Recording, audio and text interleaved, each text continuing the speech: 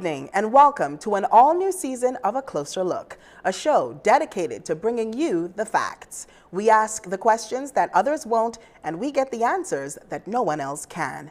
I'm Ewurabena Appiah. Thanks so much for joining me.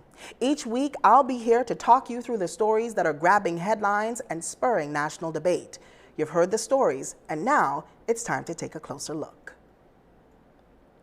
This brings us to our starting lineup, a look at the issues on our radar and ones we think should be on yours as well. First off the bench are a series of troubling stories that have thrust the safety of Bahamian women back into the public spotlight, and during Women's History Month, no less. What we've seen in the past several weeks has been an outright assault on the female form. These acts of violence and assault perpetrated against women of all varying socioeconomic backgrounds have been punctuated by equally varied discussions on the rights of women. Notably absent from those discussions, however, has been the acknowledgement of the humanity of those deemed the fairer sex.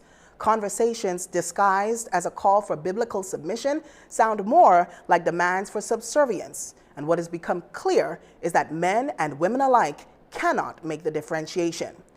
I, for one, would like to see those conversations move away from the very empty rhetoric about what we as a society value as in women, especially when we, and I do mean all of us, pastors, politicians, and Joe Public alike, sit idly by as women and girls continue to be objectified, over-sexualized, beaten, or worse.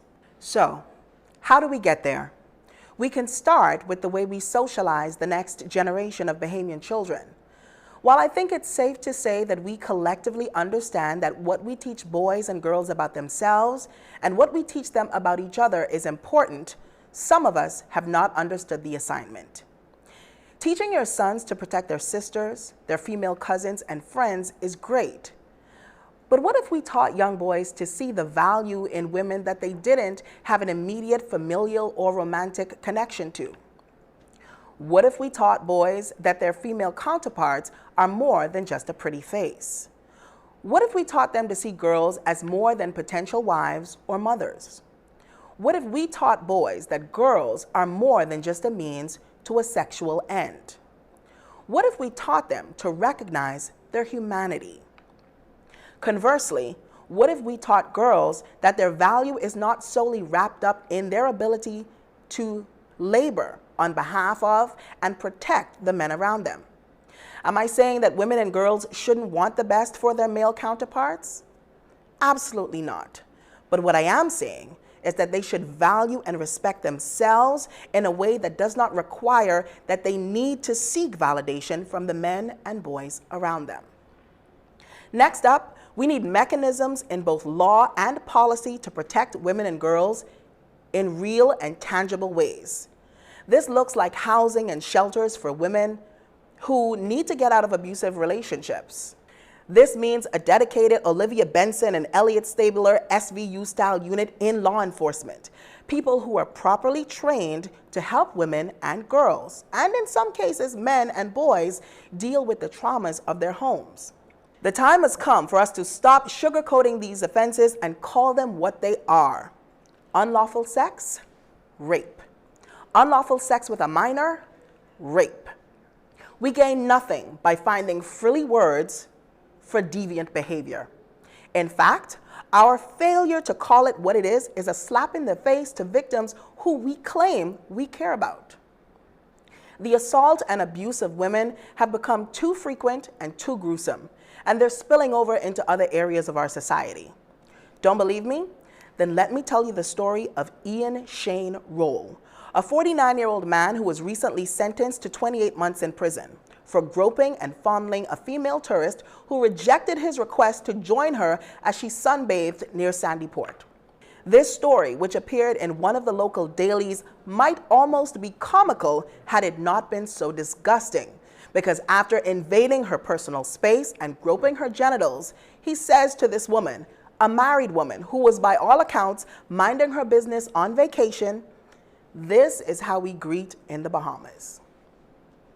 This story is appalling for a number of reasons, but quite frankly, I'm still on the fence about whether I am more offended at the fact that it happened or that the reason he was actually jailed because of his actions was because, as the magistrate put it, it had affected the country's #1 industry. Are we to infer then that if the victim was a Bahamian woman, a custodial sentence might not be warranted? Are we to infer that only in cases where tourism could be impacted does sexual assault of a woman warrant real action? I'm interested to hear what you think, so do head over to our social media pages at a closer look and weigh in. And speaking of our tourism product, local officials say tourism numbers are on the rise. We outside, y'all, as the young people say, and stakeholders across the tourism sector have set their sights on pre-pandemic numbers.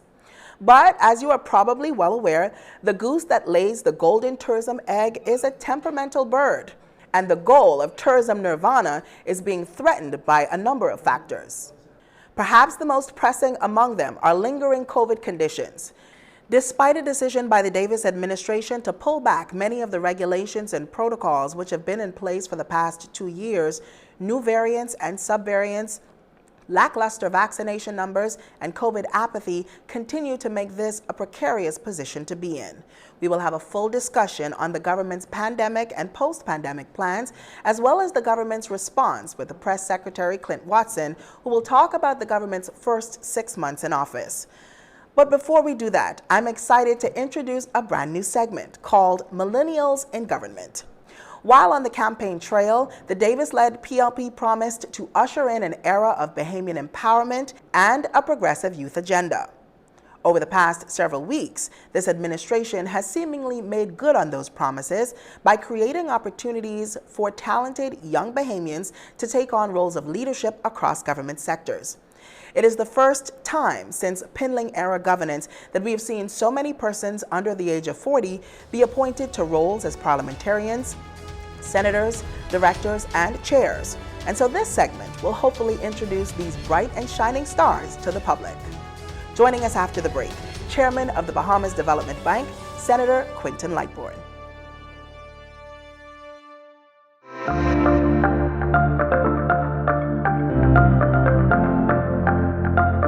What's the Bahamas doing in the fight against COVID? We're empowering Bahamians with free testing, free masks, and access to doctors for answers to your questions. Vaccines and boosters are saving lives. We have tighter restrictions at our borders, and we're expanding hospital capacity and hiring more nurses and doctors. We're taking on COVID while reopening schools and keeping our economy moving. Together, we're moving forward.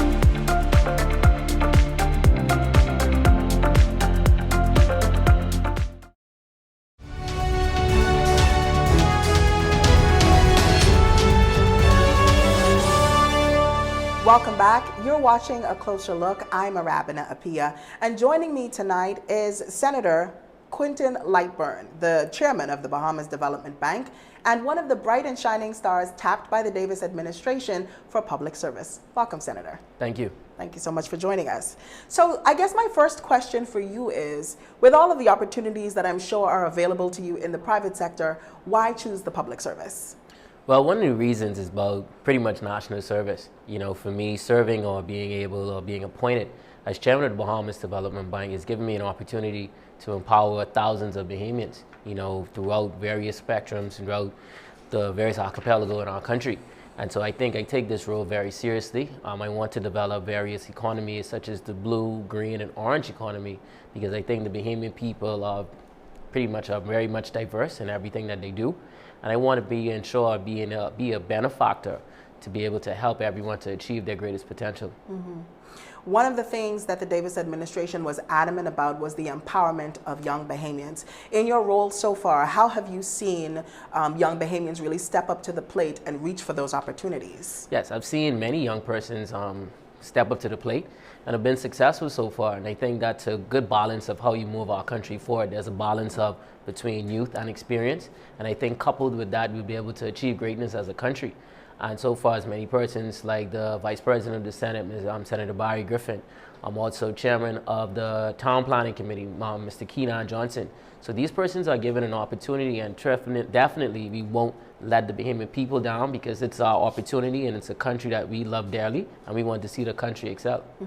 In your role, have there been any challenges that you can speak to in terms of really having the voice of young persons, young Bahamians, young entrepreneurs, young creatives, having their voices be heard by the administration? No, I think it's like at this point in time, it's a perfect opportunity, because a lot of young persons feel that now that they do have a voice at the decision-making table, that they see someone that represents themselves in these positions that can help empower and move their country and move themselves and their businesses forward. So I think there has not been any negative feedback. It has all been pretty positive, and I welcome that opportunity, because I think it's a representation of who we are as a generation, as millennials. Now that you're in the seat, now that you're in the role, is there any advice that you would give to other young Bahamians who are perhaps considering joining the public service, persons who may still be abroad and considering coming back home? What would you say to them? Well, I would say to them, take it as an opportunity. There was a time when I was off the university in Philadelphia, and I thought about the idea of possibly staying or coming back home. And for me, the idea of being great and being able to push my country forward was something that I took as a measuring stick, and something that I came back and I felt that if I could leave a greater imprint in my country. And that's one of the key things that I would tell anyone, to look at your country, look at where you want to achieve, and if you want to be great, I feel as if there's no better place to be great than in your own country. And I think that's the key point that I would tell any Bahamian to look forward to. Well, the Closer Look Street team took to the streets and joined the senator in his habitat. We'll take a look at that report now. Thank you, Ewurabena. I'm Marcus Umbrista here at the Bahamas Development Bank with our first millennial in government, Senator Quinton Lightbourne. Follow me as we take a closer look into the BDB and what exciting opportunities await us. All right, so Mr. Lightbourne, what has it been like for you so far as a person of such a young age to hold a position of this magnitude? It's been pretty good. It's been, I would say, definitely an adjustment period, but it's also turned to balancing, because I think that's very important. And what do you think your youthfulness brings to a position like this? I think my youthfulness provides a different perspective. I think I represent a generation of millennials, and also to a certain extent Gen Z, in terms of what they want to see for the country. And I think that's very important. There's also, of course, educated and being able to fulfill certain mandates, set forth for the country. And you can probably tell me, do you think that young people should be allowed opportunities like this, to hold positions like this, and if so, or if not, why? I wholeheartedly believe that young persons should be awarded opportunities like this. I think it just shows to the greater maturity of our country and development, because at the end of the day, the country, we're all a part of the country. Young, old, middle age, and so we have a stake and we have an important part to play in the development of the country. And so I encourage young persons to get more involved in terms of the nation building, because I think it's very important. I think because if we don't, we run a very serious, having a serious brain drain. It's already a concern. I encourage every young person at every opportunity that they get, depending on their field, to come back at some point to make a difference and improve your country. Because if you don't, who's going to do it? That's true. But what new programs and agendas have you been able to implement since being involved in development bank? Well, that's a very good question. So far, I've been able to introduce a few pretty much some great initiatives. I was able to launch the Orange Economy grants, where we're able to supply 26 creatives throughout the Bahamas in regard to MacBook Pros to further their crafts in terms of videography, cinematography, also audio, visual, graphic designers, fashion designers. And so these are the type of things that I've been doing. I've also recently launched a Family Island grant program, where Family Islanders will be able to get seed funding for existing or pre-existing businesses to give them a jump start in regards during the global pandemic. And so these are some of the things that I'm looking at. And then also I want to look at some orange, green, and blue economies, because the Bahamas Development Bank, in my opinion, has evolved from when it was initially founded in 1974, whereas development for the country now is not just primary, it's not just rudimentary, it's something that we have to be progressive. And so those are the key things to me. Innovative new ideas for young Bahamians, young and old, is something that the Bahamas Development Bank will be the forefront for the development. Well, there are definitely some very interesting and very exciting things happening over at the Bahamas Development Bank, and we're very excited to see how that all unfolds over the next several years. Thank you so much for joining us, Senator. Thank you very much. We have more show right after this break.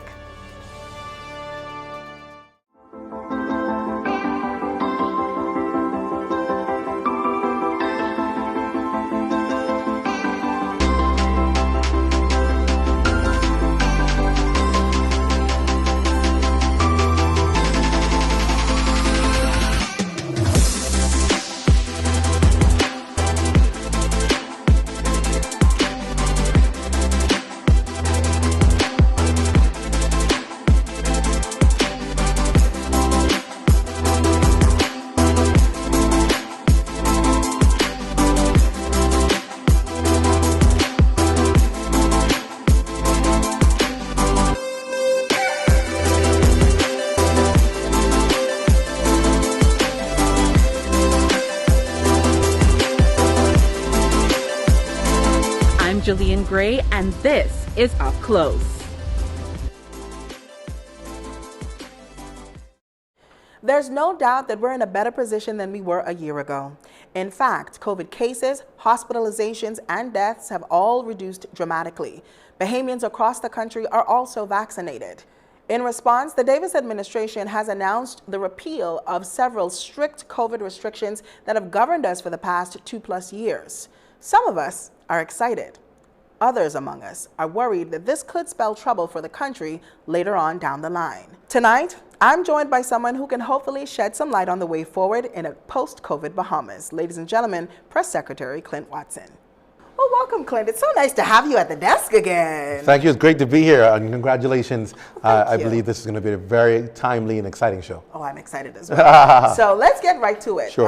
The government has rolled back COVID restrictions, and half of the country is excited and the other half is concerned. Can you talk a little bit about the science that led us to this point? Yeah, and I like to describe it as not just concerned, but I think cautious. I think people believe it is time to begin opening up. People believe it is time to move to the next, but people want to make sure we do it in a sensible way and cautious. And we get that. We understand that. The administration has done that. If you've noticed, no major decision was made until we saw a noticeable difference in the numbers.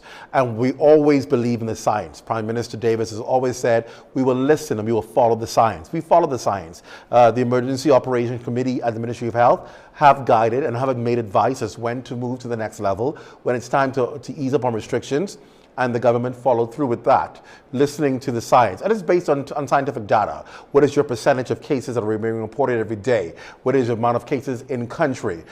Cases, people being tested, what is the percentage of those being tested, and what a percentage of that is coming back positive. When it gets below a certain rate, then you recognize that you're getting the numbers that you want to get, and that you know that you pretty much have COVID under control. And that's why you're seeing the government make these bold steps in relaxing measures, because the numbers are low enough and the science is telling us that it's being managed. Now, how is it being managed? Well, putting in place things that are important to the Bahamian people. Ensuring that the entire country had medical grade masks. We recognized this was an airborne thing. So the quickest way to contain it was make sure that the masks that people were wearing were actually providing them some level of protection and not people catching COVID even though they had a mask on. So it was important to ensure that people had in their hands access to medical grade masks free of charge. The government promised that in its campaign. The Progressive Party promised it, and the government, as they became the government, delivered on it. Second thing is free testing. It's been something people said, oh, can't happen. Oh, what, you know, the former Prime Minister said, it's Alice in Wonderland dream. Well, welcome to Alice in Wonderland, because it's happening. People can go and get free tests every day. They can go on and register until people know their status. Those are important. Those two components there help you manage a pandemic. And as you can see the result, every day you hear the COVID numbers come out, it's either 0 or it's in a single digit. That tells you people are being able to manage it because they have the measures in place to fight. You can't ask people to fight a pandemic and not give them the tools to fight. Imagine going to battle, going to war, and being told, go to war, and no one gives you tools to defend yourself. You won't be successful. So what the government is doing is ensuring that people have those, not only in the New Providence, but in Grand Bahama. It's moving towards the family of islands so that they can get what they need. Also, access to doctors to get the questions answered. it was one thing that was missing. You didn't hear from the scientific people. You didn't hear from the medical experts, their views. We've done shows. We've done national town hall meetings. We've made forums available so that people can get in touch with the experts to find out if I have a question, this is what I need to do, this is what I'm doing, how do I work it through? And then, of course, watching what's happening at our borders, ensuring that we don't have it too strict, but that the economy can flow, but also we can track people coming in and out of the country to ensure that if somebody picks up COVID, we can track it and be able to isolate it. So there are a number of things that we've done, I've just mentioned them, to be able to control this pandemic, and we see it working. And so as you move closer to fully reopening again, you put measures in place, you see how it works. And one of the things to putting in these now measures that people like, that are relaxing it, allowing some group gathering, allowing no need to wear masks outside now once you're outdoors, is ensuring that people still protect themselves. Even as we are preparing to relax our regulations, our protocols, there are new variants, there are new subvariants that are being discovered. Is there a concern? How do you plan, as how does the Davis administration plan to manage that impact? We are a tourist destination. We're welcoming persons from across the world all the time, every day. How are we managing what is coming into our borders? How are we going to possibly prepare for a fourth or fifth wave? Our guards are not down. While we're allowing relaxed measures, it's because the science dictates that. But should there be a need to put further restrictions in place, should something come our way, the Davis administration is prepared to do that as well. Where are we currently in terms of our vaccination numbers? Is that a concern for the Davis administration? And are there plans in place to help encourage even more Bahamians to go and get vaccinated? By and large, we're over the 50% mark, right? Some people think it could be as high as 60, 64%, depending on how you're working the numbers and so forth, because we still don't have, unfortunately, vaccines for kids yet. So when you take away the numbers, we're around that middle percentile, right? And what you find happening right now is, while that's better than a lot of our Caribbean brothers and sisters, it's not where we want to be, right? To see the kind of herd immunity that we need. So what it was required is you have to now tap into a sector that I've said from day one, we ain't doing it. So you've pretty much reached those who would like to do it, or those who may have even been skeptical about it. You've pretty much exhausted that grouping. You are now dealing with a grouping that says, no matter what you say. So you have to find ways to talk to them, break the conversation down with them, find out what really is your apprehension. What else the Davis administration is really working toward in terms of knocking down some of the items that were on their campaign platforms? It's been 6 months. The Prime Minister said in the House of Assembly publicly, we've done more in 6 months than the former administration has done an entire term in office. Well, not an entire term, they did about 4 years and some months. But I brought my paper because I just think it's so impressive what an administration has done. I'll give you a couple of things. We talked about what was done in health, right? Public reform, settling outstanding promotions, regularization. That's in the public service. Ministry of Education task force established to address learning loss. That's in education. Smooth reopening of schools amidst the pandemic, face-to-face. Education. Climate change, more compliance. We sign on to more international agreements. That's environment. $500 lump sum payment for unemployed individuals. That's the government and National Insurance Board. Public service pension increase, government, National Insurance Board. Reduce VAT to 10%, Ministry of Finance. Virtual visitation program launched at Her Majesty's Prison, National Security. Returning face-to-face visitations at the hospitals, Ministry of Health. Organized weekly press briefings and cabinet briefings so the media now has greater access to our government and public figures. That's our press office, the office of the Prime Minister. Immigration, we recruited 175 young Bahamians, the largest recruitment exercise in the history, Ministry of Labor. Largest repatriation exercise, ILO signing, 24-hour hotline, established better labor relations with the union, all done by the Ministry of Labor. Marcos Alert implemented, Ministry of National Security. Opening of new airport terminal on Ragged Island. Tighter restrictions at the border. Removal of travel visas, Ministry of Tourism. Memorandum of Understanding signed between the government of the Bahamas, United Arab Emirates, Ministry of Foreign Affairs. Government partnership with private sector for cash incentives, Ministry of Health. New heads of agreement signed for Cotton Bay for $200 million. Established partnership with NGOs. Road repairs. Reopening of straw market nearly after 20 months. Industry discussions on implementing national trade policy. Refurbishing sports center facilities in New Providence, housing initiative New Providence and Abaco, processed over $1 billion of meaningful investments. That sounds like a government that's sitting down on this laurel?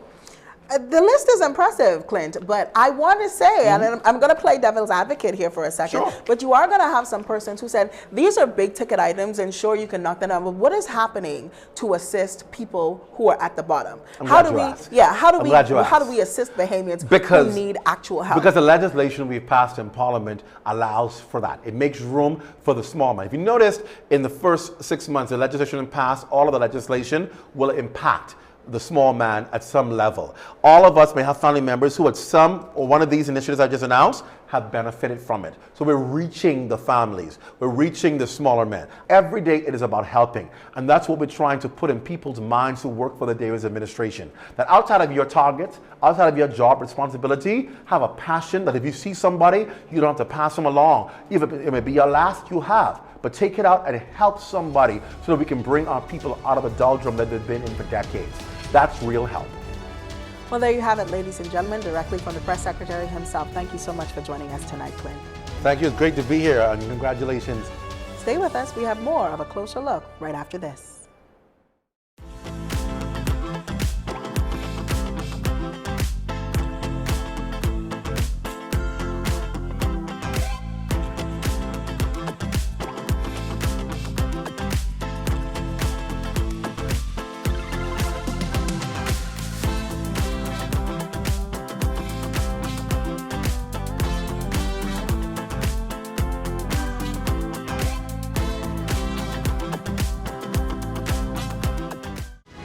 Well, ladies and gents, you heard it here first. The Davis administration is not resting on its laurels. I want to thank the press secretary for taking the time out to take a closer look.